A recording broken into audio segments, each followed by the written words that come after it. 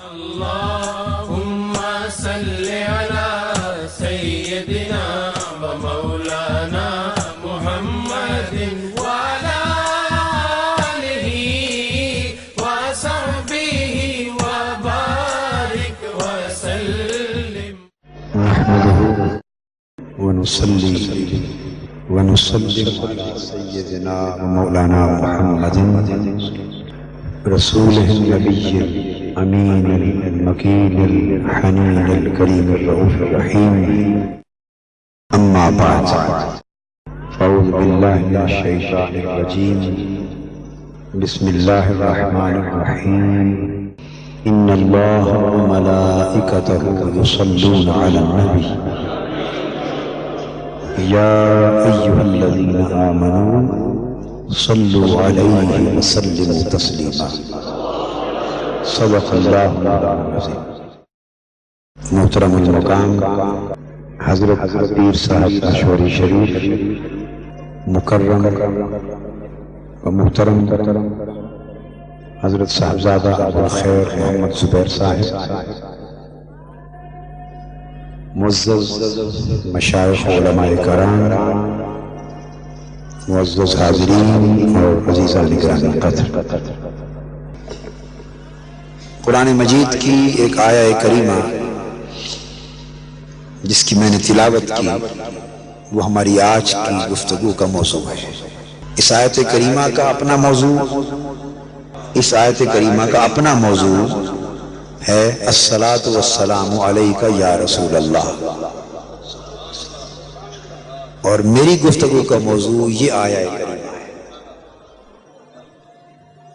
صلاۃ اور سلام کا موضوع آج کی مجلس میں اس لیے منتخب کیا کہ انبیاء علیہ السلام کے میلاد کے ساتھ سلام کی خصوصی مناسبت ہے. یہ قرآن مجید کا حکم ہے. سلام کی ایک خاص نسبت ہے میلاد نبوی کے ساتھ.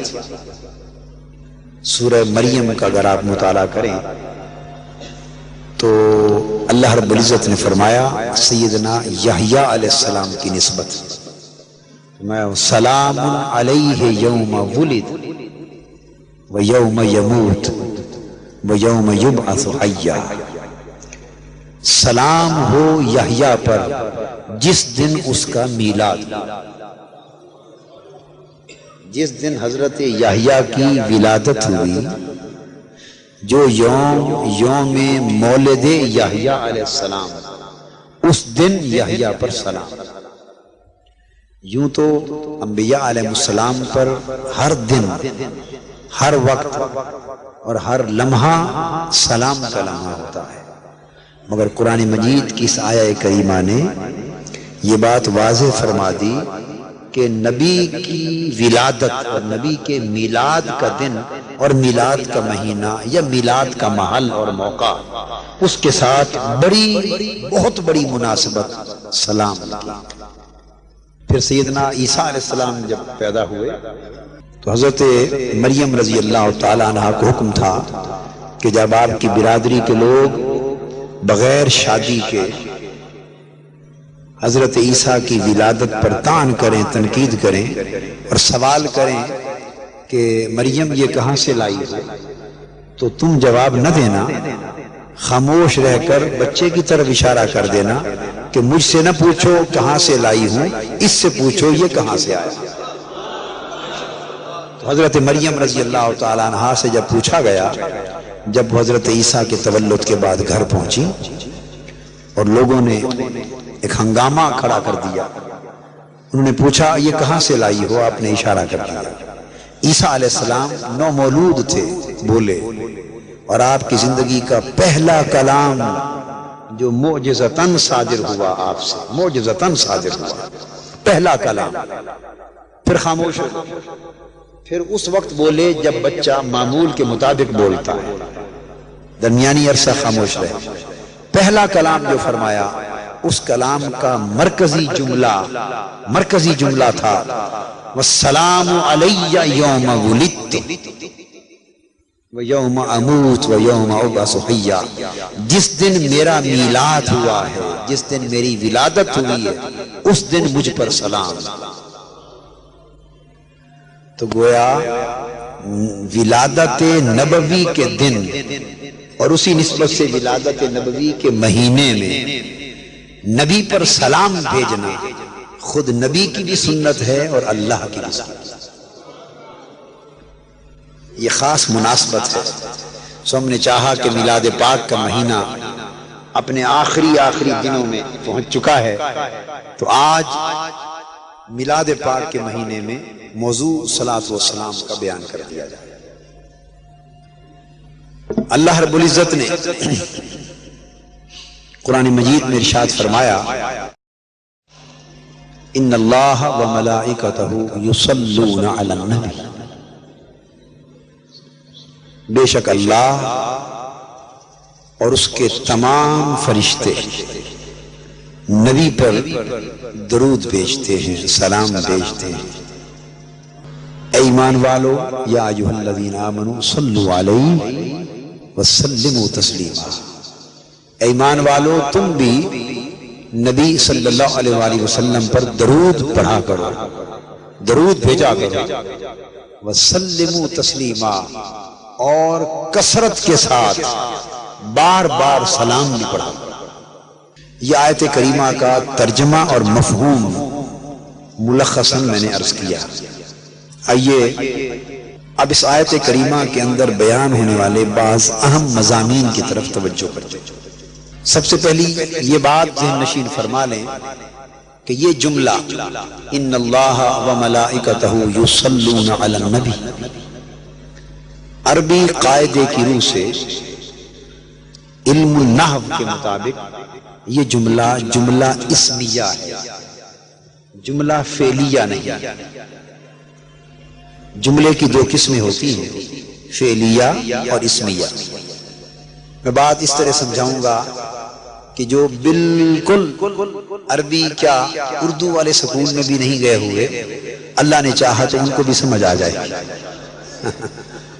فعلیہ اور اسمیہ دو قسمیں ہیں جملے کی۔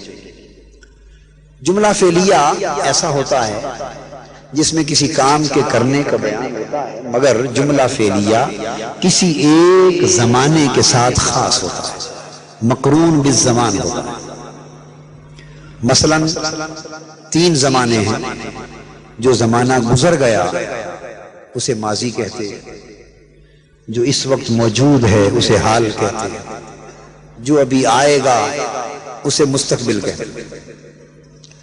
جب جملہ فعلیہ بیان ہوتا ہے اس کا قاعدہ یہ ہے کہ اس میں جس کام کا ذکر ہو رہا ہے، جس کام کے کرنے کا، وہ کام یا ماضی میں ہوا ہوگا، اور اگر ماضی میں ہوا تو اب نہیں ہو رہا، یا اب ہو رہا ہے تو ماضی میں نہیں ہوا، یا اب ہو رہا ہے تو کل نہیں ہوگا، یا کل ہوگا تو آج نہیں ہو رہا۔ جب جملہ فعلیہ زمانے کے اعتبار سے مقرون بالزمان ہو جاتا ہے اس کا فعل، تو وہ کسی ایک زمانے کے ساتھ یا 2 زمانوں کے ساتھ وہ کام محدود ہو جاتا ہے۔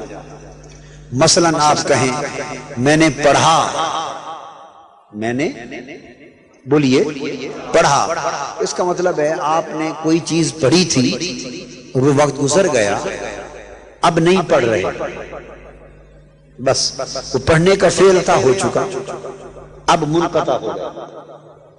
اگر آپ کہیں میں پڑھتا ہوں، اس کا مطلب یہ ہے کہ آپ اس وقت پڑھ رہے ہیں، پہلے نہیں پڑھا تھا اس کا کوئی ذکر نہیں، بعد میں پڑھیں گے یا نہیں پڑھیں گے کوئی ذکر نہیں، اس وقت پڑھ رہے ہیں، وہ مستقبل میں منقطع بھی ہو سکتا ہے۔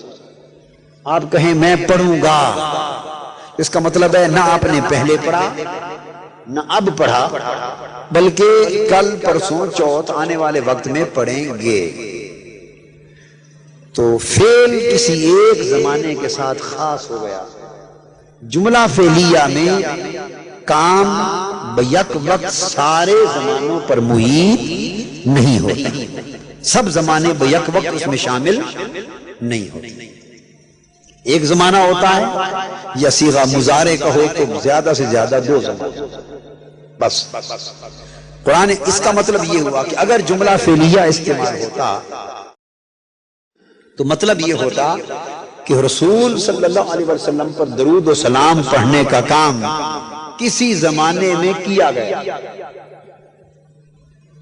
ماضی میں اللہ حضور پر درود بھیجتا تھا، اب بھیجتا ہے یا نہیں معلوم. اگر جملہ فعلیہ ہوتا یا یہ معنی ہوتا کہ اب اللہ بھیجتا ہے، پہلے بھیجتا تھا یا نہیں اللہ جانے بھیجتا تھا یا نہیں، یا معنی ہوتا بھیجے گا. مطلب یہ ہوا کہ اب تو پتہ نہیں بھیجتا ہے یا نہیں، مگر آئندہ کا وعدہ ہے کہ بھیجے گا. یہ جملہ فعلیہ کا اطلاق ہوتا. اور اللہ پاک کے کام ایسے ہوتے ہیں کہ ایک زمانے میں ہوئے اگلے زمانے میں نہ کیے. مثلا اللہ نے زمین و آسمان کو پیدا فرمایا، بدیع السماوات والارض، اس نے زمین آسمان کو عدم سے وجود بخشا، پیدا کیا. تو یہ ایک ایسا کام ہے کہ آج کل تو نہیں نہ فرما رہا کہ آج بھی زمین آسمان کو پیدا فرما رہا ہے، نہیں، وہ پیدا فرما دیا، اللہ کا فعل ہے مگر ہو چکا، اب نہیں ہو رہا. اللہ پاک قیامت بپا کرے گا، تو ماضی میں تو نہیں نا قیامت قائم کی، آج بھی نہیں قائم کر رہا. تو ایک ایسا فعل ہے جو بعد میں ہوگا، اب نہیں ہو رہا. تو اللہ پاک کے بھی فعل ایسے ہوتے ہیں کہ جو ماضی میں ہو چکے اب نہیں، یا اب فرما رہا ہے. اب پاکستان میں سیلاب آیا، ایک پریشانی آئی ہے، تو یہ اللہ کا ایک امر ہے جو اب ہوا ہے، 2-4-5 روز کے بعد نہیں ہوگا، مہینہ پہلے نہیں تھا. تو اللہ کے کچھ امر اور کچھ کام اللہ پاک کے بھی ایسے ہیں جو ماضی میں ہوئے اب نہیں، یا اب ہیں کل نہ ہوں گے. تو جملہ فعلیہ میں یہ بات طے پا گئی کہ کام کے ہونے کے لیے ایک وقت اور زمانہ مقرر ہوتا ہے. بس اللہ رب العزت نے حضور علیہ السلام پر درود و سلام بھیجنے کا عمل، اس کا بیان جملہ فعلیہ میں نہیں کیا، جملہ اسمیہ میں کیا. اور جملہ اسمیہ کی خوبی یہ ہے کہ وہ بیک وقت تینوں زمانوں پر محیط ہوتا ہے. جو کام جملہ اسمیہ کے طور پر بیان ہو وہ کسی ایک زمانے کے ساتھ مقرون اور خاص نہیں ہوتا. تو فرمایا ان اللہ وملائکتہ یصلون علی النبی. معنی یہ ہوا اور مفہوم یہ ہوا کہ بے شک اللہ اور اس کے فرشتے نبی پر درود و سلام ہمیشہ سے بھیج رہے ہیں اور بھیجتے رہتے ہیں اور ہمیشہ بھیجتے رہیں گے. باری تعالیٰ کب سے، اب کب کا تعلق تو زمانے سے ہے. فرمایا ہم نے تو ان اللہ و ملائکتہ سے جملہ شروع کر کے اپنے نام سے جملہ شروع کر کے اس سوال کا ہمیشہ کے لیے جواب دے دیا ہے کہ تم کب اور تک کی بحث میں نہ پڑو. جب زمانہ بھی نہ تھا تب سے بھی میں نبی پر درود بھیجتا تھا. جب زمانے ختم ہو جائیں گے، وقت کی اکائیاں جب پیدا نہ کی گئی تھی، یہ صبح و شام، یہ ماضی و حال، یہ حال و مستقبل، یہ زمانے اور زمانے کی تخصیص، یہ وقت کی اکائیاں، تو یہ تب وجود میں آئیں جب سورج بنے، جب رات اور دن بنے، جب ماضی اور حال بنے.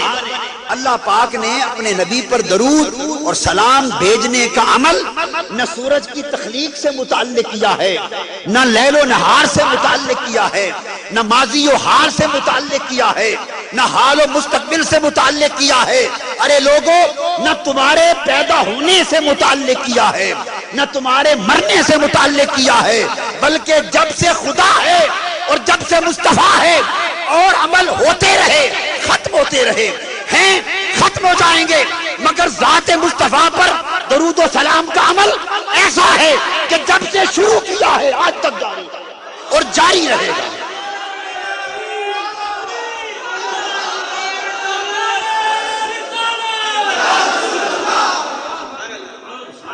زمانے آتے رہیں گے، آئے اور چلے گئے. آج بھی زمانے ہیں اور چلے جائیں گے، اور آنے والے زمانے بھی. دیکھیے نا، ماضی مستقبل جو کل ہے، کل ایک وقت میں حال میں بدل جائے گا، جو حال ہے ایک لمحہ کے بعد ماضی میں بدل جائے گا۔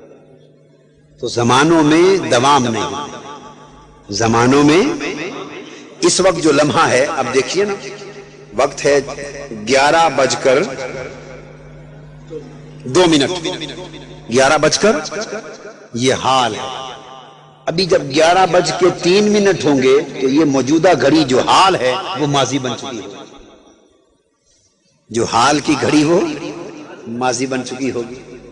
اس وقت وہ 3 منٹ والا لمحہ مستقبل ہے، وہ حال میں بدل چکا ہوگا، تو نہ ماضی کو دوام ملا، نہ حال کو، نہ مستقبل کو۔ فرمایا زمانے تو سارے دوام سے خالی ہیں، مگر مصطفیٰ کا عمل تو دائم عمل ہے۔ اس لیے حضور پر درود و سلام کا عمل زمانوں میں مقید ہی نہیں کیا، زمانوں میں بولیے مقید نہیں کیا۔ تو رب کائنات فرماتے ہیں جملہ اسمیہ کے ذریعے کہ زمانہ کب سے شروع ہوا، کب تک جائے گا؟ جب میں نے نبی پر درود و سلام کے عمل کو وقت اور زمانے میں قید نہیں کیا۔ ارے تقریریں کرنے والوں، تم کیوں قیدیں لگاتے پھرتے ہو کہ فلاں وقت پڑھو اور فلاں وقت نہ پڑھو؟ ارے فتوے لگانے والوں، فتووں والوں، تم کیوں قیدیں لگاتے پھرتے ہو کہ فلاں وقت پڑھو اور فلاں وقت نہ پڑھو؟ ارے میں تو اس وقت سے پڑھ رہا ہوں جب وقت بھی نہ تھا، اور اس وقت تک پڑھتا رہوں گا جب وقت نہ رہے گا۔ رسول پر درود و سلام کا عمل وقت اور زمانے کے اوپر ہے، نیچے نہیں ہے۔ یہ تو اللہ پاک کا فرمان کہ حضور علیہ السلام پر درود و سلام دائمی عمل ہے، اللہ کا دائمی عمل۔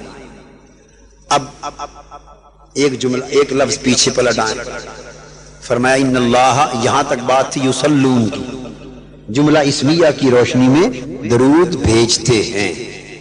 اب پیچھے تنہا اللہ نہیں، اس کے ساتھ کچھ اور بھی مل گئے ہیں اس کام میں۔ کون؟ وملائکتہ، اللہ اور اس کے فرشتے۔ اب ترجموں میں تو یہی لکھا جاتا ہے کہ اللہ اور اس کے فرشتے، مگر میں تو خالی ترجمہ سنانے کے لیے تو نہیں بیٹھا، میں تو مفہوم سمجھانے کے لیے بیٹھا ہوں۔ مفہوم اس کا مختلف ہے۔ قاعدہ عربی کا یہ ہے جو قاعدے بیان کر رہا ہوں، یہ اس میں کوئی دیوبندیوں، بریلویوں، وہابیوں، شیعوں کا کوئی جھگڑا نہیں۔ قاعدے سب کے ایک ہوتے ہیں، قاعدے سب کے ایک ہوتے ہیں، ضابطے سب کے ایک ہوتے ہیں۔ یہ نحو کی بات ہے، اصول کی بات ہے۔ وملائکتہ، قاعدہ یہ ہے، ملائکہ جمع ہے کس کی؟ ملک۔ ملک کا معنی ہے فرشتہ، ملائکہ جمع فرشتے۔ قاعدہ یہ ہے کہ جب جمع مضاف ہو جائے تو کلیت اور استغراق پر دلالت کرتا ہے۔ جمع جب مضاف ہو جائے، اضافت، یعنی اگر یہ فرمایا جاتا نا، توجہ طلب بات، اللہ اور فرشتے نبی پر درود بھیجتے، اس جملے کو بھی ذہن میں رکھ لیں کہ اللہ اور فرشتے نبی پر درود بھیجتے، یہ فرمایا نہیں، یہ فرمایا ہے، بلکہ فرمایا اللہ اور اس کے فرشتے، وملائکتہ، اس کے فرشتے۔ یہ جو اس کے کا لفظ درمیان میں آ گیا ہے، بس سادہ طریقے سے سمجھیں کہ اس کو اضافت کہتے ہیں، یہ ترکیب اضافت کی ہوتی ہے، اس کے فرشتے۔ تو یہ ملائکتہ میں ملائکہ مضاف ہو گیا۔ جب یہ مضاف ہو گیا تو اب قاعدہ یہ ہے کہ جمع مضاف ہو جائے تو کلیت پر، استغراق پر دلالت کرتا ہے، یعنی اس میں تمام کا معنی پایا جاتا ہے۔ کیا معنی پایا جاتا ہے؟ تمام کا۔ تو مفہوم ترجمہ تو ہوا اس کے فرشتے، مفہوم ہوا اس کے تمام فرشتے۔ بولیے اس کے تمام فرشتے۔ اب ایک نکتہ سمجھا دوں قرآن مجید کے حوالے سے، اہل علم بیٹھے ہیں، علماء بھی ہیں، طلباء بھی ہیں، یہاں تمام الگ سے کہنے کی ضرورت نہ رہی، کیونکہ ملائکتہ آ گیا، جمع کو مضاف کر دیا۔ جہاں خالی جمع ہوا، مضاف نہ کیا، وہاں تمام کا لفظ لگانا پڑے گا اگر تمام مراد لیا جائے۔ مثلا فرمایا فسجد الملائکۃ کلہم اجمعون، آدم کو سجدہ کیا الملائکۃ فرشتوں نے، یہاں یہ نہیں فرمایا وسجدہ ملائکۃہ اس کے فرشتوں نے، نہیں فرمایا۔ اب بات سمجھے؟ اگر ملائکۃہ فرما دیتے تو کلہم اجمعون کہنے کی ضرورت نہ رہتی۔ فرمایا آدم کو سجدہ کیا فرشتوں نے۔ سوال پیدا ہو سکتا ہے کتنے فرشتوں نے؟ 10 نے، 20 نے، 1000 نے، لاکھ نے، کروڑ نے، پتہ نہیں کتنوں نے کیا کتنوں نے نہیں۔ فرمایا نہیں، اس مغالطے میں نہ پڑو، کلہم اجمعون، سب نے، تمام کے تمام فرشتے جتنے تھے سب نے سجدہ کیا ابلیس کے سوا۔ تو چونکہ الملائکۃ آیا، اس کے فرشتے کا لفظ نہیں آیا، فقط فرمایا سجدہ کیا فرشتوں نے، لہذا اس کو تمام فرشتوں کا معنی دینے کے لیے کلہم اجمعون لگا دیا۔ یہاں اگر فقط ہوتا کہ ان اللہ و ملائکتہ، ان اللہ والملائکۃ یصلون علی النبی، بے شک اللہ اور فرشتے، تو پھر اگر تمام فرشتوں کا مفہوم درکار ہوتا تو آگے کوئی اور لفظ تمام کے معنی کے لیے لگایا جاتا، مگر یہاں فرما دیا ان اللہ و ملائکتہ، اللہ اور اس کے۔ تو جب اس کے کہہ دیا تو مطلب یہ ہوا کہ تمام کے تمام فرشتے، ایک فرشتہ بھی اس عمل سے خالی نہ رہا۔ اب مفہوم یہ ہوا کہ بے شک اللہ اور اس کے سارے فرشتے خواہ زمینوں پہ پھریں خواہ آسمانوں میں رہیں، جتنے فرشتے ہیں اللہ کے وہ سارے کے سارے نبی پر درود بھیجتے رہتے ہیں۔ یہ بات کیوں کی؟ سارے فرشتوں پر زور کیوں؟ اس لیے کہ فرشتوں کے مختلف طبقے ہیں، مختلف گروہ ہیں، اور ان کے ذمے مختلف عبادتیں اور مختلف ڈیوٹیز ہیں۔ کوئی فرشتے ہیں جو زمین پر چلتے پھرتے رہتے ہیں، ان للہ ملائکۃ سیاحین فی الارض، اللہ کے ایسے فرشتے ہیں جو زمین میں گھومتے ہیں، چلتے پھرتے ہیں، سیاحت کرتے ہیں، اور کیا ذکر کے حلقے اور اللہ کے ذکر کرنے والے بندوں کو تلاش کرتے ہیں۔ یلتمسون مجالس الذکر اور یلتمسون اہل الذکر، ذکر والوں کو تلاش کرتے ہیں۔ تو ایسے فرشتے بھی ہیں جو زمینوں میں اور گلیوں میں چلتے ہیں، ایسے فرشتوں میں بھی ہیں جو ہواؤں میں تیرتے ہیں، ایسے فرشتے بھی ہیں جو قیام کرتے ہیں، ان کی عبادت قیام کرنا، کھڑے رہنا، ایسے فرشتے ہیں جو قادہ بیٹھتے ہیں جلوس میں، ایسے فرشتے بھی ہیں جو سجدہ میں رہتے ہیں۔ تو اللہ پاک نے مختلف فرشتوں کو مختلف کام سونپے ہیں۔ فرشتے اللہ کے مختلف حکموں کی انجام دہی کرنے والے اور مختلف کاموں میں بٹے ہوئے ہیں۔ اب جو فرشتے یہ بتائیے جان قبض کرتے ہیں وہ رزق لاتے ہیں؟ نہیں، ان کا کام یہ ہے، دوسرا کام نہیں کرتے، نہیں۔ اور جن کا کام سجدہ کرنا ہے وہ کھڑے۔ تو تمام فرشتے اپنے الگ الگ کاموں میں بٹے ہوئے ہیں، اور ہر کوئی اپنے اپنے طریقے پر اپنا کام انجام دے رہا ہے، اور سارے کے سارے فرشتے ایک کام پر جمع نہیں ہوتے، اپنے اپنے کاموں میں لگے رہتے ہیں، اور یہ ان کی عبادتیں ہیں۔ جب حضور علیہ السلام پر درود و سلام کے عمل کا وقت آیا، اللہ پاک نے فرمایا فرشتوں یوں تو میں نے سارے کام تمہارے اندر بانٹ دیے، تم تقسیم ہو کر کرو، جدا جدا ڈیوٹیاں ہیں، مگر میرے محبوب پر درود و سلام کا وقت ہے، درود و سلام کا کام ہے، میں خود کر رہا ہوں، باقی کاموں میں تقسیم ہو جاؤ، مگر مصطفیٰ پر درود و سلام کے لیے سارے جمع ہو جاؤ صلی اللہ علیہ وسلم۔ ملائکتہ، نبی پر درود و سلام کے لیے زمین پہ پھرنے والے فرشتوں تم بھی پڑھو، آسمان والوں تم بھی پڑھو، آندھی طوفان والوں تم بھی پڑھو، سیلاب والوں تم بھی پڑھو، رزق روزی والوں تم بھی پڑھو، جان قبض کرنے والوں تم بھی پڑھو۔ یوں تمہارے سارے کام بٹ گئے ہیں، مگر درود و سلام جب میرے محبوب مصطفیٰ پر بھیجنے کا وقت ہو، سارے ملائکہ کو حکم ہے جو فرشتہ ہے وہ میرے نبی پر درود و سلام پڑھے، اور جو درود و سلام نبی پر نہ پڑھے وہ فرشتہ رہ ہی نہیں۔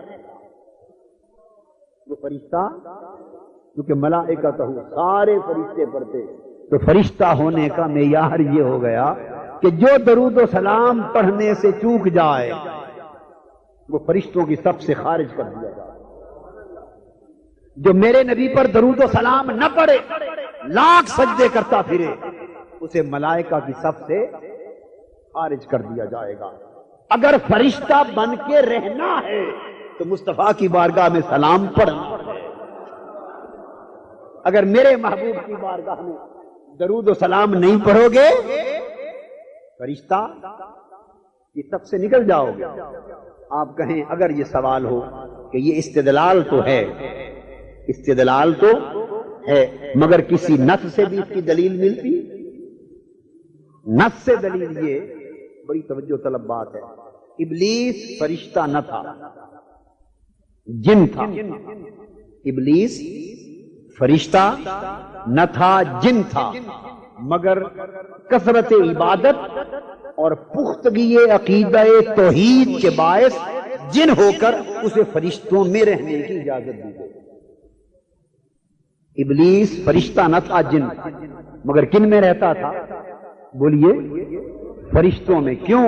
اللہ کی عبادت بہت کرتا تھا، توحید میں پختہ تھا، عبادت میں پختہ تھا، بندگی میں پختہ تھا، تو اللہ کی بندگی نے اسے جن ہو کر بھی فرشتوں میں رکھا اور چلتا رہا۔ ایک دن آیا جب تک وہ توحید پر پختہ تھا، اللہ کی بندگی میں پختہ تھا، اللہ کی عبادت میں پختہ تھا، جن ہو کر بھی فرشتوں میں رہتا تھا۔ مگر جب اللہ پاک نے فرمایا سارے فرشتوں کو یہ پیکر نبوت بنایا ہے، اس کی تعظیم بجا لاؤ، اس نبوی پیکر کے سامنے سجدے میں جھک جاؤ، پیکر نبوت کے سامنے اس نے سجدہ کرنے اور تعظیم بجا لانے سے انکار کر دیا۔ توحید میں پختہ تھا، بندگی میں پختہ تھا، جن ہو کر بھی فرشتوں میں رہتا تھا۔ جس دن ادب نبوت کا انکاری ہوا، اسی لمحے فرشتوں سے نکال دیا گیا، اپنی بارگاہ سے نکال دیا گیا۔ فرمایا فخرج منہا فإنک رجیم، دفع ہو جا، تجھے عقیدہ توحید اور اپنی بندگی کے باعث اپنی بارگاہ میں فرشتوں کے حلقے میں رکھا تھا، مگر تو میرا بن کر میرے نبی کے ادب سے آشنا نہ ہوا۔ اب میرے نبی کا بے ادب بن کر نہ تیری بندگی قبول ہے، نہ تیری توحید قبول ہے، نہ عبادت قبول ہے۔ فرشتوں سے بھی نکل، میری بارگاہ سے بھی نکل، جنت سے بھی نکل۔ تو جو نقطہ بنیادی سمجھایا وہ یہ، ابلیس فرشتوں میں سے نکل گیا، کس عمل پر؟ ادب نبوت کے انکار پر، ادب نبوت کے انکار پر۔ اچھا بھلا فرشتوں میں رہتا تھا، نکل گیا۔ سو جو حضور پر درود و سلام نہ پڑے، ایسا ہو نہیں سکتا، ایسا ہو نہیں سکتا، اللہ کا امر آ گیا نا۔ مگر ایک بات سمجھا رہا ہوں کہ جو فرشتے ہیں وہ حضور پر درود و سلام بھیجتے۔ سو لوگوں، ان اللہ و ملائکتہ کی بات سمجھانے کا ایک مفہوم یہ بھی تھا اور فائدہ یہ تھا کہ لوگوں اگر چاہو کہ تمہارے اندر بھی فرشتوں جیسا نور پیدا ہو جائے، زمین پر رہو مگر آسمانی بن جاؤ، بشری پیکر رکھو مگر تمہارے اندر فرشتوں کی طرح نور چمکے، تو تم بھی وہی کام کرو جو میرے سب فرشتے کرتے ہیں، میرے مصطفیٰ پہ درود و سلام بھیجا کرو۔ حضور کی بارگاہ میں درود و سلام بھیجو گے تو ناسوتی ہو کر ملکوتی بن، اور بشری ہو کر نوری بن جاؤ گے، بشری ہو کر نوری بن جاؤ گے۔ میرے فرشتوں کا یہی کام ہے، کثرت سے درود و سلام میرے محبوب پر بھیجتے رہتے ہیں۔ اب پہلے لفظ کی طرف آ جائیں، پیچھے پلٹ جائیں۔ ان اللہ، بے شک اللہ نبی پر درود بھیجتا ہے۔ اب یہ اللہ پاک نے اسے اپنا فعل قرار دیا، حضور علیہ الصلوۃ والسلام پر درود و سلام بھیجنا اللہ جل مجدہ نے اپنا فعل قرار دیا۔ اب یاد رکھ لیں، اللہ کا جو فعل ہوگا اسے اصولی طور پر اللہ کی سنت کہیں گے۔ سنت کسے کہتے ہیں؟ اللہ کے کام، اللہ کے طریقے کو، جس کو اللہ پاک نے اپنایا اس کو اللہ کی سنت کہتے ہیں۔ فرمایا میں نبی پر درود بھیجتا ہوں، مطلب کیا ہوا کہ حضور علیہ السلام پر درود بھیجنا، درود و سلام بھیجنا، یہ فعل اللہ کی سنت ہے، اللہ کی سنت۔ اب نماز پڑھنا کس کی سنت ہے؟ فعلاً، درجے کے اعتبار سے تو فرض ہے، حکمن فرض ہے، مگر فعلاً کس کی سنت ہے؟ نماز اللہ پڑھتا ہے یا رسول نے پڑھی صلی اللہ علیہ وسلم؟ بولیے، آقا نے پڑھی۔ صحابہ نے پوچھا آقا بار بار قرآن میں حکم ہے نماز پڑھنے کا، نماز قائم کرنے کا، ہمیں تو پتہ نہیں کیسے پڑھیں، کیسے قائم کریں؟ فرمایا پریشان کیوں ہوتے ہو؟ صلو کما رأیتمونی اصلی، مجھے دیکھا کرو جیسے میں کروں یہی طریقہ تمہاری نماز، جیسے میں پڑھتا ہوں اسی طرح کر دو، یہ نماز ہو جائے۔ جو مجھے دیکھو اسی کو دین سمجھو۔ دین حضور کی ذات ہے، یہ حضور کی ادائیں ہیں، حضور کے طریقے ہیں، وہی دین ہے۔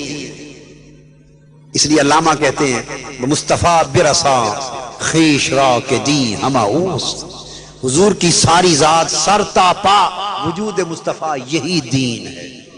جو دین کو اس وجود کے علاوہ کہیں اور سے تلاش کرتا ہے وہ گمراہ ہوتا، وہ گمراہ ہوتا۔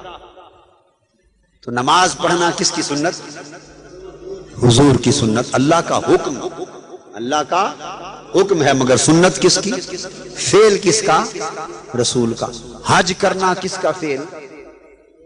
حضور علیہ السلام کا۔ صدقہ خیرات زکوٰۃ دینا کس کا فعل؟ سنت حضور علیہ السلام کی۔ روزہ رکھنا کس کا فعل، کس کی سنت؟ حضور علیہ السلام کی۔ یہ بات ذہن نشین کر لیں، جتنے فرائض اور جتنی عبادات اور جتنے اعمال صالحہ ہیں شریعت میں، یہ ساری عبادات اور سارے فرائض فعلاً حضور علیہ السلام کی سنت۔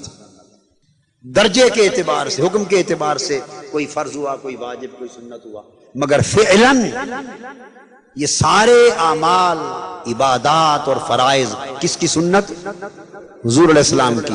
اور حضور پر درود و سلام بھیجنا کس کی سنت؟ اللہ۔ اب ایک سوال کا جواب آپ سے چاہتا ہوں، درجہ اللہ کا بلند ہے یا حضور علیہ السلام کا؟ اللہ کا درجہ بلند۔ جو یہ عقیدہ نہ رکھے وہ کافر، جو حضور علیہ السلام کا درجہ اللہ کے برابر سمجھے معاذ اللہ، وہ مسلمان ہے؟ بولیے، نہیں، وہ کافر۔ جو اللہ رسول کو برابر جانے درجے میں، وہ مسلمان ہے؟ نہیں، وہ کافر۔ رسول کا درجہ اللہ کے برابر نہیں ہے۔ بعد از خدا بزرگ توئی قصہ مختصر، حضور ساری کائنات سے بلند ہے، مگر اللہ حضور سے بلند ہے صلی اللہ علیہ وسلم۔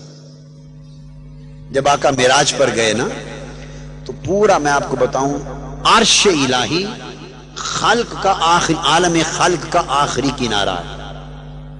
پورا عالم خلق کہاں جا کر ختم ہوتا ہے؟ عرش الہی پر عالم خلق ختم ہوتا ہے۔ اس کے بعد خالق کی تجلیات کا عالم، خالق کی صفاتی تجلیات کا عالم ہے۔ پھر بہت اونچے آگے قاب قوسین او ادنا پر اس کی ذاتی تجلیات کا عالم ہے، مگر عالم خلق سارا عرش کے نیچے رہ جاتا ہے۔ حضور علیہ السلام کو جب شب معراج بلایا تو سب سے پہلے تو عرش پر کھڑا کر دیا، عرش پر کھڑا کیا، تو عالم خلق اور حضور علیہ السلام کے قیام کی نسبت کیا ہوئی؟ سارا عالم خلق حضور کے قدموں کے نیچے، عالم خلق حضور کے لا تعلق نہیں ہوئے، لا تعلق نہیں ہوئے، قدموں سے نیچے۔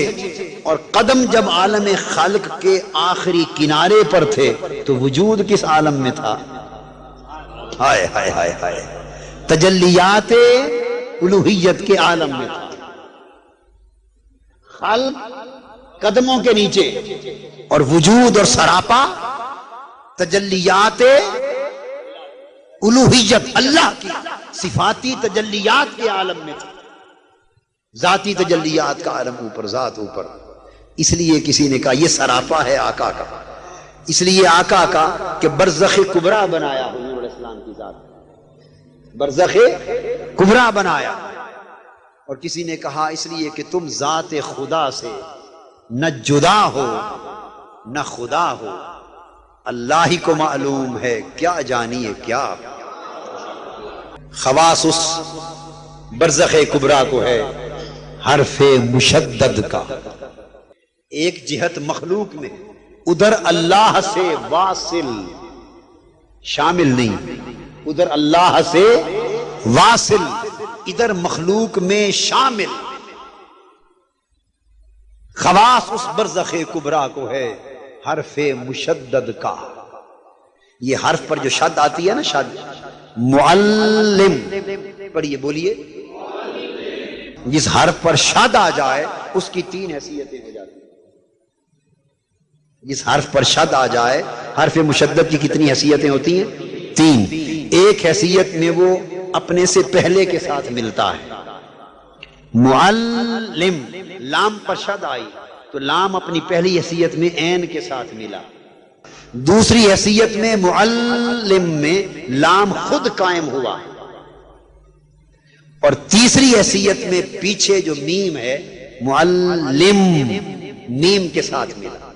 تو حرف مشدد کا ایک وجود کا ایک رخ، ایک ہاتھ اول کے ساتھ ہوتا ہے، پہلے حرف کے ساتھ، ایک پچھلے حرف کے ساتھ، اور درمیان میں وہ اس طرح قائم ہوتا ہے کہ پچھلے کو پہلے سے ملا دے. اگر وہ درمیان سے نکل جائے تو پچھلا پہلے سے کبھی مل. معلم میں اب لام نکال دیں، لام کو نکال دیں، اب مکمل ہوگا. میم لاکھ چاہے کہ عین سے کبھی مل جاؤں، عمر بھر آرزو کرتی رہے میم، وہ عین سے نہیں ملے گی. عین کہے گی ارے نادا میم، تو نے جو مجھ سے ملنا تھا وہ تو درمیان والی لام کے واسطے سے ملنا تھا، اسی میں سے مجھے ملنا تھا. تو جس کے ذریعے سے ملنا تھا، جب درمیان سے تو نے اسے نکال دیا، اب میں عین تو میم، تیرا میرا ملاپ کہاں، تیرا میرا ملاپ کہاں. تو حرف مشدد خود بھی قائم ہوتا ہے، ادھر بھی رابطہ ہوتا ہے، ادھر واصل ہوتا ہے، ادھر بھی داخل ہوتا ہے، اور خود قائم ہوتا ہے، اور پچھلوں کو اپنے اندر سے پہلے سے ملا دیتا ہے. آقا دو جہاں کی ذات حرف مشدد کی طرح ادھر اللہ سے واصل، ادھر مخلوق میں داخل. خواص اس برزخ کبریٰ کو ہے حرف مشدد کا. فرمایا اللہ کے بندو، اللہ اللہ ہے، بندے بندے ہیں. بندے کی مجال کہاں کہ اللہ سے مل سکے. ما کان لبشر ان یکلمہ اللہ، بشر تو کیا ملے گا رب سے، یہ رب کی شان نہیں کہ بندے سے کلام کرے، رب کی شان نہیں کہ بشر سے کلام کرے. اب نعرہ رسالت بھی لگا دو بھائی، اب ہو جو گیا. اب ادھورا مضمون تو نہیں نہ ہوتا، مضمون تو مکمل ہی کرنا پڑتا. بندے کی کیا مجال کہ رب سے کلام کرے، بندے کی کیا مجال کہ رب سے کلام کرے. نہیں، جب بھی ارادہ کلام ہوگا رب کرے گا. بندہ کیسے ملے رب سے؟ یہ جو وصال بندے کو ہوتا ہے تب جب رب چاہتا ہے. رب چاہتا ہے. کلم اللہ موسیٰ تکلیما، لفظ اللہ فاعل ہے، موسیٰ فاعل نہیں ہے. اللہ نے موسیٰ سے کلام کیا، یوں نہیں فرمایا کہ موسیٰ نے اللہ سے کلام کیا. سبحان اللہ. یہ نہیں فرمایا کہ موسیٰ نے اللہ سے کلام کیا، نہیں، بلکہ کلم اللہ موسیٰ تکلیما، اللہ نے موسیٰ سے کلام کیا. ما کان لبشر ان یکلمہ اللہ، نہیں فرمایا کہ کسی بشر کی مجال نہیں کہ وہ اللہ سے کلام کرے. نہیں، یہ تو آؤٹ آف کوسچن ہے، اس کا تو ذکر ہی نہیں. فرمایا کسی بشر کی یہ طاقت نہیں کہ اللہ اس سے کلام کرے. بشر اور انسان کون ہے سوچے کہ رب سے کلام کروں. فرمایا نہیں، بشر کی مجال نہیں کہ اللہ اس سے کلام کرے.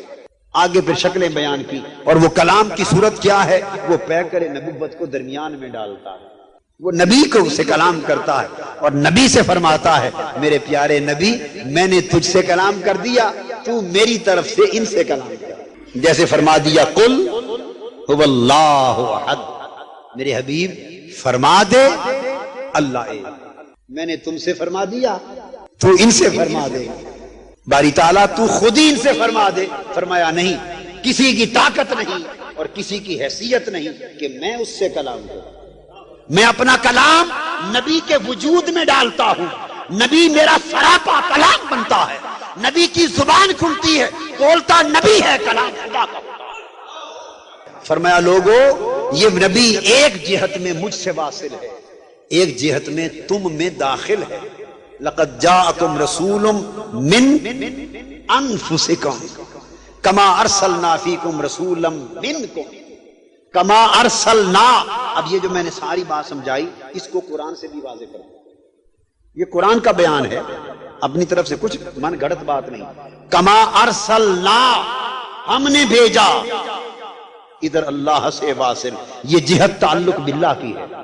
کما ارسلنا، جیسے ہم نے بھیجا، تو رب کی طرف سے آیا نبی۔ فیکم، تم میں، نبی خود کھڑا ہو گیا، ایک جہت اس طرف تعلق کی بنی، فیکم ایک جہت وہ خود کھڑا ہوا مینارہ نور بن کر، منکم ادھر اللہ سے واصل، ادھر بندوں میں بھی داخل۔ خواص اس برزخ کبریٰ کو ہے حرف مشدد کا۔ میرے بندو اگر چاہو کہ رب کا وصال پائیں تو خدا سے وصال کا اور کوئی طریقہ نہیں، خدا سے ملاپ کا اور کوئی طریقہ نہیں، خدا سے ملاقات کا اور کوئی طریقہ نہیں، خدا سے شناسائی اور معرفت کا اور کوئی طریقہ نہیں۔ ہاں ایک طریقہ ہم نے کر دیا ہے، اپنے اور تمہارے درمیان وجود مصطفیٰ کو کھڑا کر دیا ہے، پیکر نبوت کو قائم کر دیا ہے۔ تم میرے مصطفیٰ میں گم ہو جاؤ، مجھے پالو گے، مجھے پانا ہے تو میرے مصطفیٰ میں گم ہو۔ جو کچھ کرتے پھرو مجھے نہیں پا سکتے، مجھے پانے کی ایک شکل ہے، گم ہو جاؤ مصطفیٰ۔ جو میرے محبوب میں گم ہو گیا بس اس میں گم ہونے کی دیر ہے، مجھے پا لے گا۔ تو میں عرض یہ کر رہا تھا برصغیر تذکرہ، یہ نکتہ کھل گیا۔ نکتہ یہ سمجھا رہا تھا کہ رسول اتنی شانوں کا حامل، اتنے درجوں کا مالک، مگر پھر بھی نہ خدا کے برابر، نہ خدا سے جدا، مگر خدا کے برابر بھی نہیں۔ اب پھر اس مسئلے کی طرف آ جائیے، رسول کا درجہ اللہ کے برابر ہے نہیں۔ اب دوسرا سوال یہ ہے، جب رسول کا درجہ اللہ کے برابر نہیں تو رسول کی سنت درجے میں اللہ کی سنت کے برابر ہو سکتی؟ ایک قاعدہ مقرر کر لو پھر اسی پر چلنا۔ کیا رسول اللہ کے برابر ہے؟ بولیے نہیں ہے نا؟ تو جب رسول اللہ کے برابر نہیں تو رسول کا کام اللہ کے کام کے برابر ہوگا؟ رسول کا فعل اللہ کے فعل کے برابر ہوگا؟ رسول کی سنت اللہ کی سنت کے برابر ہوگی؟ نہیں ہوگی نا۔ تو جس طرح رسول اور اللہ کے درجے میں فرق، اس طرح رسول کی سنت اور اللہ کی سنت میں فرق۔ اب فرق کیا نکلا؟ ساری عبادتیں، سارے فرائض رسول کی سنت، اور اس رسول پر درود و سلام اللہ کی سنت۔ معلوم یہ ہوا کہ سارے فرائض، سارے اعمال، ساری عبادتیں رسول کی سنت ہونے کے ناطے ایک طرف، اس رسول پر درود و سلام خدا کی سنت ہونے کے ناطے ایک طرف۔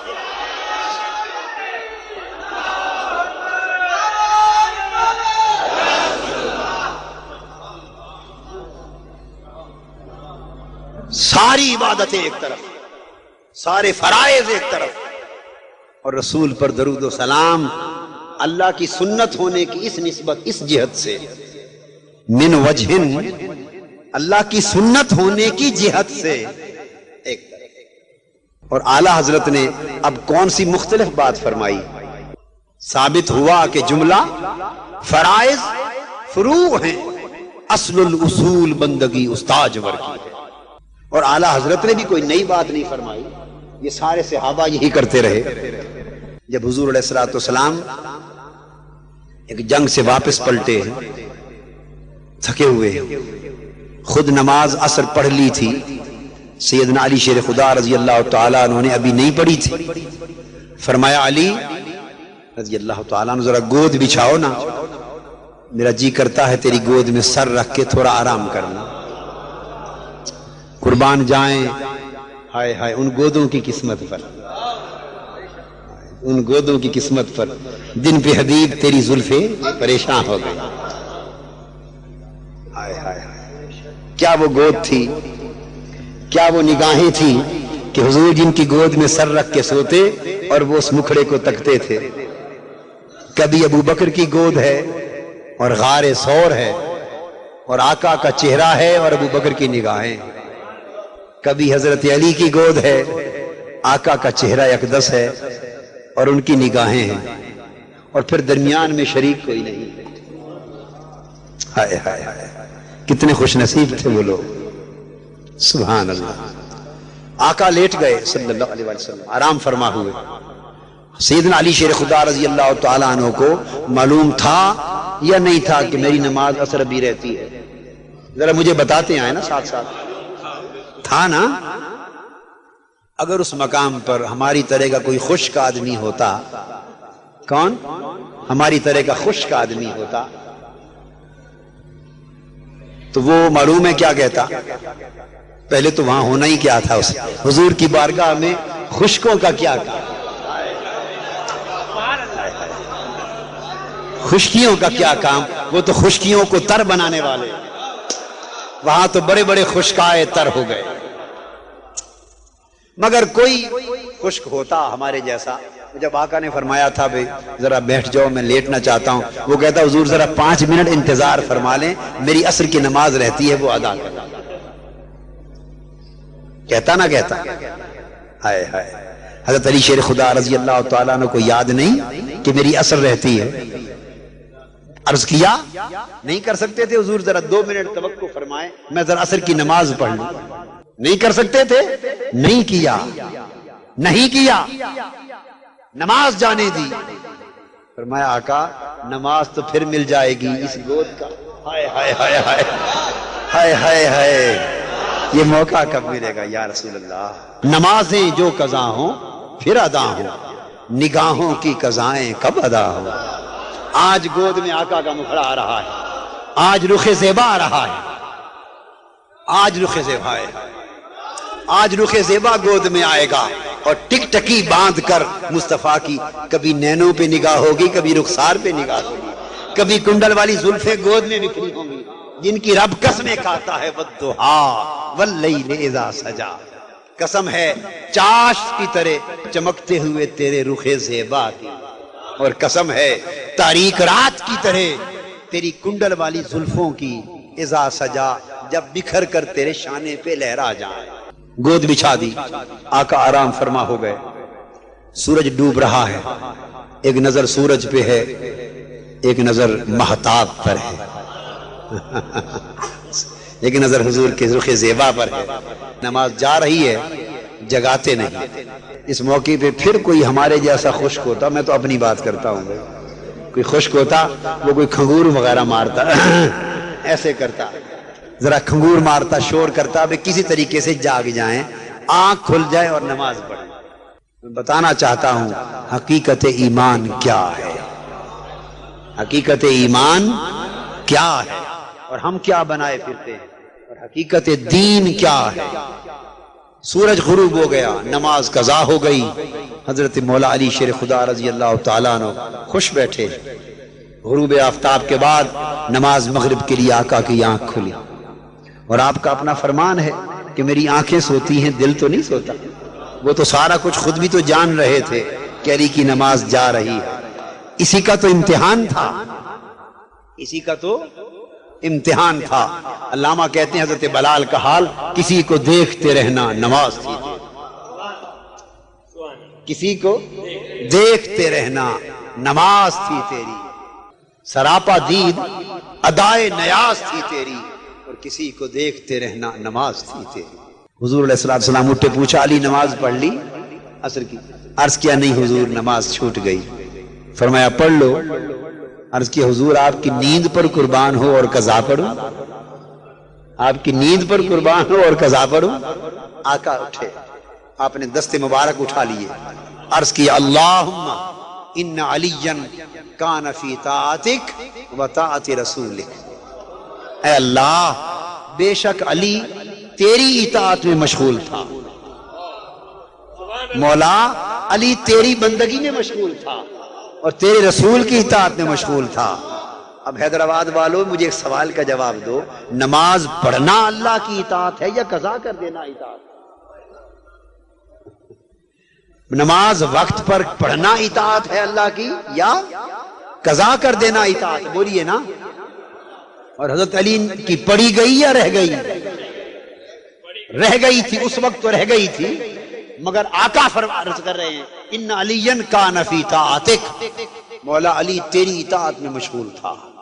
نماز چھوٹ گئی ہے، قضا ہو گئی، سورج ڈوب گیا، نہ پڑھ سکے اٹھ کر، مگر چھوٹ نماز کے اس حال میں آقا کی نیند پر نماز کے چھوٹ جانے کو حضور فرما رہے ہیں کہ مولا کی اطاعت میں تھا۔ ثابت ہوا کہ جملہ فرائض فروع ہیں، اصل الاصول بندگی استاج ورگی ہے۔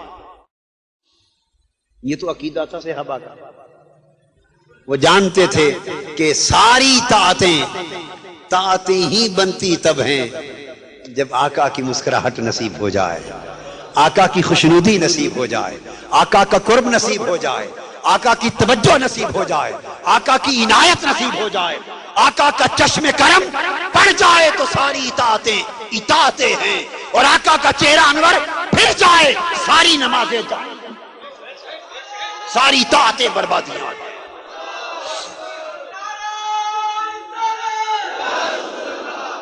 ہائے ہائے، کسی عاشق نے کہا او جنت میرے کیڑے لیکھے جتھے تو نظری نہ آئے، او جنت میرے کیڑے لیکھے جتھے تو نظری نہ آویں۔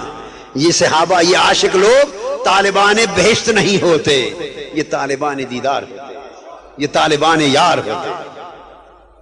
ان کا عقیدہ، ان کا مشرب، ان کا ایمان ہی کچھ اور ہوتا ہے۔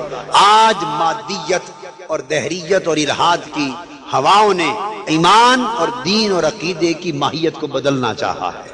آج ایمان کا تصور بدل رہا ہے، دین کا تصور بدل رہا ہے۔ تاریخ منہاج القرآن کا جہاد یہ ہے کہ ایمان اور دین کے اس تصور کو جسے بدلا جا رہا ہے، اس کو اصل روپ کو پھر سے نکھارنے کی کوشش کریں۔ تو میں یہ عرض کر رہا تھا کہ ساری عبادتیں، سارے فرائض حق، وہ فرائض صحیح، مگر فعلاً اور جہت سنت کے اعتبار سے وہ ایک طرف، اور حضور علیہ السلام پر درود و سلام سنت الہی ہونے کے ناطے سے ایک طرف۔ اور پھر دوستو، چونکہ درود و سلام اللہ کی سنت، باقی سارے فرائض اور عبادات رسول صلی اللہ علیہ وآلہ وسلم کی سنت۔ اب سنت الہیہ اور سنت نبوی میں ایک اور فرق ہے۔ رسول مخلوق ہیں، مخلوق کے طریقے رب کے طریقے میں فرق ہے۔ رسول پاک صلی اللہ علیہ وسلم کے افعال یعنی تمام عبادتیں اور فرائض وہ مقید بالہیئت اور مقید بالزمان ہے، اور اللہ کی سنت نہ مقید بالہیئت نہ مقید بالزمان۔ مثلا نماز، فرمایا ان الصلاۃ کانت علی المؤمنین کتابا موقوتا، نماز کے لیے وقت مقرر، وقت پر پڑھی تو ادا، وقت گزر گیا تو سورج چڑھنے سے پہلے پڑھ لی تو فجر ادا، اور سورج چڑھایا 1 منٹ کے بعد چڑھ گیا سورج، قضا۔ سورج غروب سے پہلے پڑھ لی تو عصر ادا، ڈوب گیا سورج تو قضا۔ رات چھانے سے پہلے پڑھ لی تو مغرب ادا، رات چھا گئی تو مغرب قضا۔ فجر کے طلوع سے پہلے پڑھ لی تو عشاء ادا، طلوع فجر کا ہو گیا صبح صادق تک تو عشاء۔ نماز کے لیے ادا ہے، وقت پر پڑھی، ورنہ قضا۔ فرمایا لوگو، نماز میرے محبوب کی سنت ہے، اس عمل کے لیے ادا بھی ہے قضا بھی ہے، مگر محبوب پر درود و سلام میری سنت ہے، یہاں فقط ادا ہی ادا ہے، کوئی قضا نہیں۔ نماز کے لیے حیات بھی مقرر ہیں، صحت مند ہو، فرض بیٹھ کے پڑھ لیے ادا نہیں ہوں گے، بھئی یہ کام کھڑے ہو کے کرو، یہ کام بیٹھ کر کرو۔ وہاں کھڑے ہونے اور بیٹھ کر کرنے کے فرق ہیں، چونکہ نبی کی سنت ہے۔ مولا تو درود و سلام میں بھی کوئی ایسی شرط ہے؟ فرمایا نہیں، یہ کھڑے ہونے اور بیٹھنے کے فرق نبی کی سنت اور عبادتوں میں ہے، مگر میرے محبوب پر درود و سلام میری سنت ہے، ہر شرط سے پاک ہے، ہر قید سے پاک ہے۔ جس کا جی چاہے بیٹھ کے پڑھے، جس کا جی چاہے کھڑا اٹھ کر پڑھے، کھڑے ہو کر بھی قبول ہے، بیٹھ کر بھی قبول ہے۔ شرطیں اٹھا دی۔ مسلمانوں تم جھگڑے کرتے پھرتے ہو، جی بیٹھ کر پڑھا تو قبول ہو گیا، کھڑے ہو کر پڑھا تو قبول، یہ شرطیں کہاں سے نکال لی؟ رب نے تو پیدا نہیں کی تھی، فرشتوں نے پیدا نہیں کی تھی، رسول پاک نے پیدا نہیں فرمائی تھی۔ حکم کو یوں مطلق رکھا، اللہ نے اپنی سنت ٹھہرایا، فرمایا شرط ہے ہی نہیں۔ اور پھر جو بیٹھنے والے فرشتے ہیں وہ بیٹھے بیٹھے پڑھتے ہیں، اور جو قیام والے فرشتے ہیں وہ سلام حالت قیام میں کرتے ہیں، وہ کھڑے کھڑے پڑھتے ہیں۔ سو جو بیٹھ کے پڑھے وہ بھی سنت ہے، جو کھڑے ہو کر پڑھے وہ بھی سنت ہے۔ جب بیٹھ کے پڑھو تو یوں خیال کر لیا کرو کہ جیسے سگ مالک کے دروازے پر زوزانو بیٹھتا ہے، جیسے سگ کتا مالک کے دروازے پہ لقمے کے انتظار میں بیٹھتا ہے، یوں دھیان کر لیا کرو۔ جب کھڑے ہو تو یوں خیال کیا کرو جب سائل مالک کی آمد کے انتظار میں سراپا انتظار کھڑا ہوتا، سراپا ادب کھڑا ہوتا۔ یہ محبوب پر درود و سلام ہے، اس میں نہ بیٹھنے کی شرط ہے، نہ کھڑے ہونے کی شرط ہے، نہ آہستہ نماز کے لیے شرط ہے۔ فجر کی نماز جماعت سے امام پڑھا رہا ہے، آہستہ پڑھ لی نہ ہوئی، مغرب عشاء کی آہستہ قرات کر دی نہ ہوئی، اور زور اثر میں اونچا پڑھ لیا نہ ہوئی۔ اللہ کی عبادتوں میں اونچا پڑھنا بھی ہے، آہستہ پڑھنا بھی ہے، مگر وقت الگ الگ مقرر ہیں۔ مولا تیرے نبی پر درود و سلام میں بھی کوئی ایسی شرط ہے؟ فرمایا نہیں، میری سنت ہے، آہستہ پڑھو تب بھی قبول، اونچا پڑھو تب بھی قبول، اکیلے پڑھو تب بھی قبول، مل جل کر پڑھو تب بھی قبول۔ نماز عربی میں ہے، اردو میں پڑھ لی نہ ہوئی، ہندی میں پڑھ لی نہ ہوئی، میرے محبوب پر سلام بھیجنا ہے، عربی میں پڑھو تب بھی قبول، اردو میں پڑھو تب بھی قبول، ہندی میں پڑھو تب بھی قبول، نثر میں پڑھو تب بھی قبول، نظم میں پڑھو تب بھی قبول، حسان بن ثابت کی زبان میں پڑھو تب بھی قبول، امام شرف الدین بصیری کی زبان میں پڑھو تب بھی قبول، اور شاہ احمد رضا کی زبان میں پڑھو تب بھی قبول۔ محبوب پر درود و سلام بھیجنے کا معاملہ ہے، اس میں ہم نے قید اور کوئی شرط بنائی نہیں۔ ان میں جو قیدیں اور شرطیں لگائے وہ خود کو منصب خدائی پہ بٹھانا چاہتا ہے، وہ خود کو خدا بنا رہا ہے۔ جو شرطیں اور قیدیں اضافہ کر دے وہ خود دین بنا رہا ہے، نیا دین بنا رہا ہے اللہ کے دین میں۔ تو یہ ساری شرطیں حضور کے درود و سلام کے لیے اٹھا دی، بولیے نا، اٹھا دی۔ ہر حال میں پڑھو، ہر حال میں پڑھو، ہر ذوق میں پڑھو، اور جس طرح پڑھو پہنچتا ہے۔ یوں ہی بے دھیانی میں پڑھ لو تو پہنچا دیا جاتا ہے، اور ذرا دھیان سے پڑھ لو تو خود سن لو۔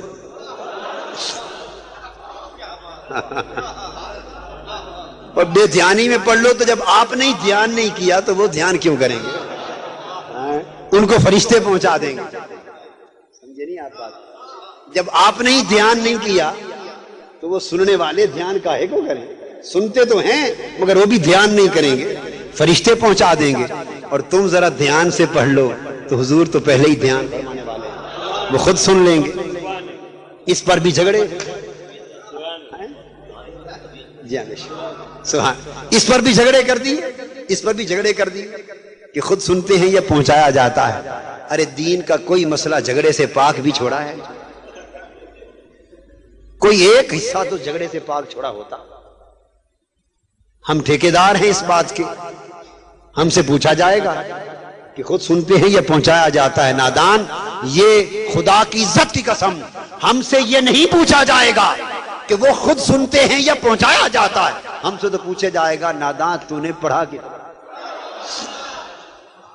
پڑھا کتنا ہے؟ انہیں تو پہنچایا جاتا ہے، تو پہنچائے جانے کا مطلب یہ نہیں کہ نہیں سنتے، وہ تو ان کی بارگاہ کا ادب ہے، وہ تو ان کی بارگاہ کا ادب ہے کہ سب کچھ جانتے ہوں پر پھر بھی فرشتے خدام بن کے رجسٹر پیش کریں کہ آقا فلاں فلاں غلام کا سلام آیا ہے، فلاں فلاں غلام کا درود آیا ہے، یہ تو اس دربار کی عظمت ہے. کیسے؟ اسی طرح جیسے رب ہمارے ہر عمل کو دیکھتا ہے، مگر اس کی بارگاہ الوہیت کا ادب ہے کہ فرشتے رجسٹر پیش کرتے ہیں کہ مولا فلاں فلاں نے یہ عمل کیا ہے. تو عمل پیش ہوتے ہیں کہ نہیں فرشتے لے کر اللہ کے پاس؟ بولیے. تو اللہ جو فرشتے کی اللہ کی بارگاہ میں فرشتے عمل پیش کرتے اور پہنچاتے ہیں، تو اس کا مطلب یہ لیا جائے گا خود نہیں دیکھتا اللہ؟ خود دیکھتا تو فرشتے کیوں پہنچاتے؟ ناداں یہ بات کہاں سے نکل آئی؟ شیطان طرح طرح کی باتیں سجاتا ایمان کو برباد کرتا ہے. فرشتے پیش کرتے ہیں، یہ اس کی بارگاہ کا ادب ہے، یہ اس کی عظمت ہے. وہ سب کچھ دیکھتا ہے، عالم الغیب والشہادہ، مگر فرشتوں کو اس لیے پیش کرواتا ہے کہ فرشتوں گواہ بن جاؤ، گواہ بن جاؤ. جب فرشتے پلٹ کر آئیں وہ پوچھتا ہے بتاؤ نیچے سے آئے ہو میرے بندوں سے مل کر، بتاؤ تو صحیح میرے بندے کیا کر رہے تھے. پوچھتا ہے. صحیح بخاری میں فرشتے کہتے ہیں مولا تجھے یاد کر رہے تھے، تیرا ذکر کر رہے تھے. مولا کریم پوچھتا ہے اچھا انہوں نے مجھے دیکھا ہوا ہے؟ نہیں مولا دیکھا تو نہیں. تو دیکھے بغیر اتنا یاد کر رہے تھے، دیکھ لے تو پھر عالم کیا. ہائے ہائے. وہ تو اس لیے پیش کیے جاتے ہیں، باتیں ہوتی ہیں تاکہ بات بات پر فرشتے گواہ بن جائیں. اور پھر کہتا ہے مولا فرشتوں گواہ بن جاؤ. اس ذکر والوں کی مجلس میں جتنے بیٹھے تھے سب کو بخش دیا، سب کو بخش دیا. اس لیے کہ پہلے گواہ بنا لیتا ہے، اپنی آنکھوں سے دیکھ کر آئے. ایک فرشتہ کھڑا ہو جاتا ہے. صحیح بخاری میں عرض کرتا ہے باری تعالیٰ ایک پوائنٹ آف آرڈر ہے، نقطہ استحقاق ہے. کھڑا ہو جاتا ہے بھئی تمہارا استحقاق کیا ہے؟ باری تعالیٰ اس مجلس میں آپ نے ساروں کو ہی بخش دیا، وہاں تو ایک آدمی دہی لینے جا رہا تھا، وہ کساب کی دکان پر گوشت خریدنے جا رہا تھا، سبزی لینے جا رہا تھا، اپنی کسی گھر کی ضرورت کے لیے جا رہا تھا. گزرتے گزرتے اس نے دیکھا کہ یہ اللہ کا ذکر ہو رہا ہے، دیکھیں تو صحیح کیا کون لوگ ہیں کیا کر رہے ہیں. یوں ہی بس کھڑا ہو گیا دیکھنے کے لیے. وہ اس مجلس کی خاطر نہیں آیا تھا، یوں ہی کھڑا ہو گیا. تو آپ نے اس کو بھی بخش دیا. فرمایا تمہارا کیا جاتا ہے، تمہارا کیا جاتا ہے. وہ ان لوگوں کے پاس کھڑا ہو گیا تھا کہ جن لوگوں کی مجلس میں جو آ جائے تو وہ بدبخت نہیں رہتا، اس کی جھولی بھر دی جاتی ہے. لا یشقی بہم جلیس، ان کے جلیس بھی بخشے جاتے ہیں. تو اللہ پاک کی بارگاہ میں فرشتوں کو اس لیے پیش کرتے ہیں کہ گواہ بن جائیں. اب بات سنیں، گواہ بن جائیں. بس آقا کے حضور ملائکہ اس لیے درود و سلام کے رجسٹر پیش کرتے ہیں کہ اوپر جو آقا کرم فرمانے والے ہیں اس پر گواہ بن جائیں. ہر روز درود و سلام پیش ہوتا ہے آقا. فرمایا صلو علیہ وسلم تسلیما، لوگوں درود پڑھا کرو میرے محبوب پر. اور رہ گیا سلام تسلیما، مصدر کو بتکرار کہا. فرمایا وہ تو بڑا ہی زیادہ پڑھا کرو، سلام بڑی کثرت سے پڑھا کرو. دونوں میں فرق آ گیا. باری تعالیٰ یہ فرق صلاۃ اور سلام میں اتنا فرق کیوں؟ اس لیے کہ ان کے اجر مختلف ہیں، ان کے اجر مختلف ہیں، اجر مختلف. واہ واہ واہ. صلاۃ کا ثواب ہے، صلاۃ کا ثواب ہے. آگے ایک پنجابی کا لفظ بول رہا ہوں. اور سلام میں سواد ہے. سندھی میں بھی سواد اسی معنی میں. بس پھر آپ سمجھ گئے. صلاۃ میں ثواب ہے، سلام میں سواد ہے.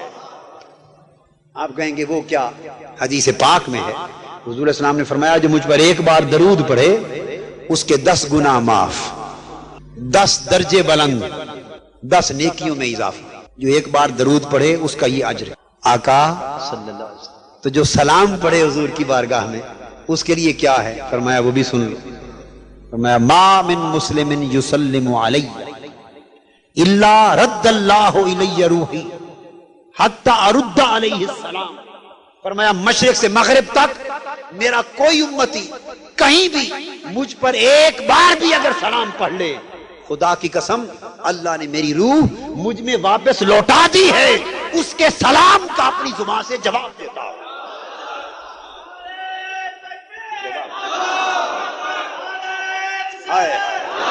ارے درود پاک سے نیکیاں ملی، ارے درود پاک سے اجر ملے، ہائے درود پاک سے گناہ گئے، سارے اجر ملے، ثواب ملے، نیکیاں ملی، بہشت ملی، سب کچھ ملا، مگر سلام سے یار کا جواب ملا۔ ہائے ہائے ہائے ہائے، درود سے اجر ملے، کہو نا درود سے اجر ملے، درود سے نیکیاں ملی، درود سے گناہ گئے، درود سے درجے ملے، سب کچھ ملا، اور سلام سے یار کا جواب ملا۔ ہائے ہائے ہائے، سلام سے یار کا جواب ملا۔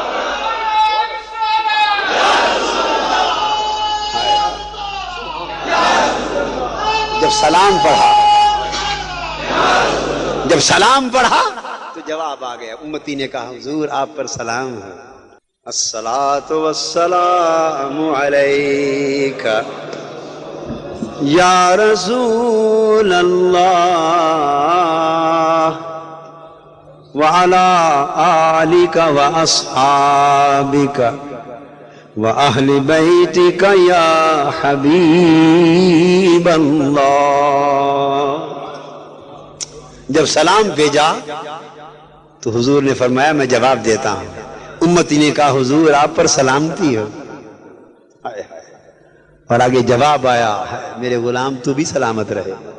ہائے ہائے ہائے، خوش نصیبو سلام بھیجا کرو بھئی، کبھی تو جواب آیا۔ ہائے ہائے ہائے، بھیجتے رہو بھیجتے رہو بھیجتے رہو، کبھی تو جواب آئے گا۔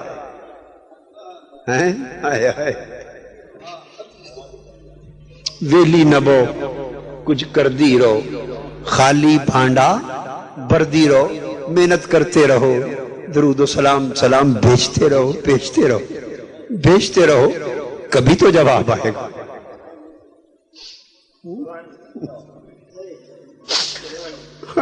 کبھی تو جواب آئے گا، بولو نا، نہیں آئے گا؟ ہائے ہائے، کبھی تو جواب آئے گا۔ عمر بھر بھیجو، لاکھوں کروڑوں بار بھیج لو، بس ایک بار جب جواب آ گیا سارا کام بن گیا۔ ایک بار جواب سے عمر بھر کا کام بن گیا۔ سلام سے تعلق پیدا ہوتا ہے، سلام سے تعلق پیدا ہوتا ہے۔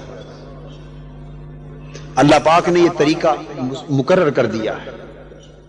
باری تعالیٰ حضور سے تعلق کیسے جڑتا ہے؟ فرمایا جیسے آپس میں جوڑتے ہو، جیسے آپس میں جب تعلق بنانا ہو تو کیا کرتے ہو؟ بولیے نا، آپس میں جب تعلق بنانا ہو تو کہاں کیا کرتے ہو؟ السلام علیکم۔ ناواقف بھی ہو تو تعلق کی ابتدا السلام سے ہوتی۔ فرمایا تم تو ناواقف بھی سلام سے تعلق جوڑ لیتے ہو، تو میرا محبوب تو کسی سے ناواقف نہیں، تم ہی ناواقف ہو، وہ تو واقف ہے۔ اگر تم تعلق جوڑنا چاہو میرے حبیب پر سلموا تسلیما، کثرت سے سلام پڑھا کرو، تو جب سلام پڑھو گے تعلق جڑ جائے گا۔ کیسے؟ ہر روز درود و سلام پیش ہوگا، ہر روز پیش ہوگا، جواب آئے گا، کانوں سے سنیں گے، دھیان میں رکھ لیں گے، خیال میں لے لیں گے، اور ایک دن امتی بیمار ہو جائے گا، سلام نہیں بھیج سکے گا۔ ہر روز رجسٹر کھلتا ہے، فرشتے پیش کرتے ہیں آقا فلاں غلام کا سلام ہے، فلاں کا ہے۔ ایک روز امتی کا نہیں آیا، اس دن ضرور پوچھ لیں گے آج میرے فلاں غلام کا سلام نہیں آیا۔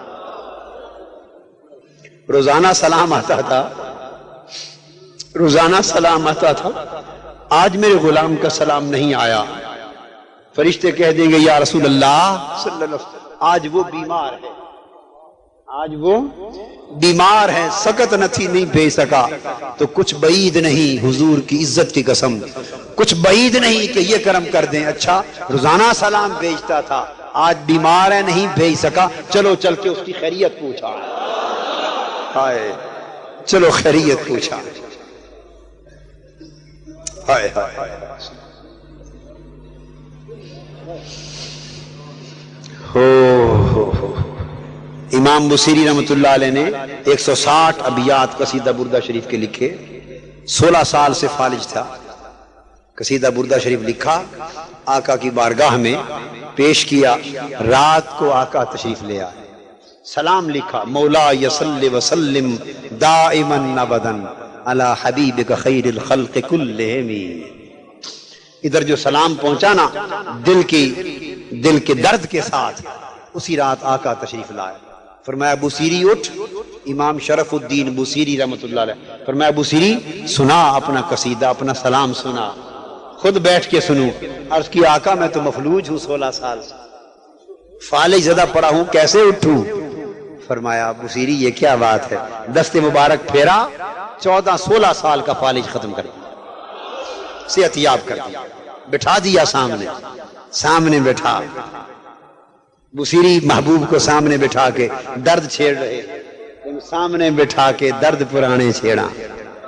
ہائے ہائے جی کردہ ہے تینوں سامنے بٹھاتے درد پرانے چھیڑا. ہائے ہائے سامنے بٹھا کے اپنا قصیدہ پڑھا، اپنا درد پڑھا.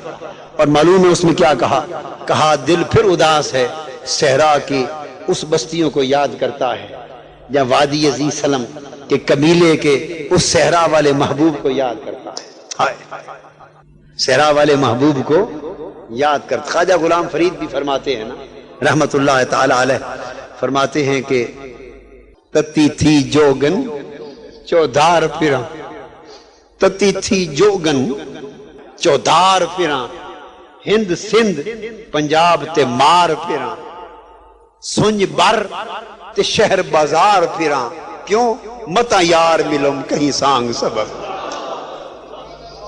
متا یار ملم کہیں سانگ سبب، متا یار ملم کہیں سانگ سبب. ہائے ہائے ایک ایک کے ہاتھ دیکھتی پھرتی ہے، ایک ایک کے ہاتھ، گھر گھر جاتی، گلی گلی میں جاتی ہے جوگن، ایک ایک کے ہاتھ دیکھتی ہے، گلی کوچے بازار میں پھرتی ہے. کیوں؟ کہ کہیں اسی بہانے یار مل جائے. وہ تو تلاش میں رہتے. یہ سبق جو درود و سلام کا سکھایا ہے یہ عاشقی کا سبق ہے. یہ کیا ہے؟ عاشقی کا سبق ہے. آقا نے دست مبارک پھیر کے صحت یاب کر کے بٹھا دیا، سامنے بیٹھ کر قصیدہ سنا رہے ہیں. قصیدہ سن رہے ہیں، آقا جھوم جھوم کر خوش ہو رہے ہیں. خوش ہو کر اپنی چادر اتار کے دے دی بصیری کو، چادر اتار کے دے دی. نام خدا جانے کیا تھا، نام تو جو لکھا تھا سو لکھا تھا، اسے تو کوئی نہیں جانتا. چادر جو عطا کی، قصیدے کا نام بن گیا قصیدہ بردہ، چادر والا قصیدہ، حضور کی چادر والا قصیدہ. 16 سال کے بعد امام بصیری گھر سے باہر نکلے، بازار میں جا رہے ہیں. ایک گدڑی پوش، پھٹے پرانے کپڑے، گرد آلود بال، پریشان حال، مست الست لوگ دیوانہ کہیں، وہ بھی پیچھے پیچھے پھر رہا ہے. اس نے آواز دی بصیری ذرا بات تو سن. امام بصیری پلٹ کے آئے، فقیر کیا بات ہے؟ کہا آہستہ سے وہ رات والا قصیدہ مجھے بھی سنا دے. امام بصیری پوچھتے ہیں بھئی تمہیں کیسے پتا چل گیا؟ اس نے کہا جب حضور کو سنا رہے تھے صلی اللہ علیہ وسلم اور آقا جھوم جھوم کے سن رہے تھے، دور کھڑا میں بھی سن رہا تھا. تو یہ درود و سلام سبق عاشقی کا سبق ہے. اس کو جتنا زیادہ رٹ لو، عاشقی کے سبق کو جتنا زیادہ رٹ لو اتنی زیادہ بات بن جائے گی.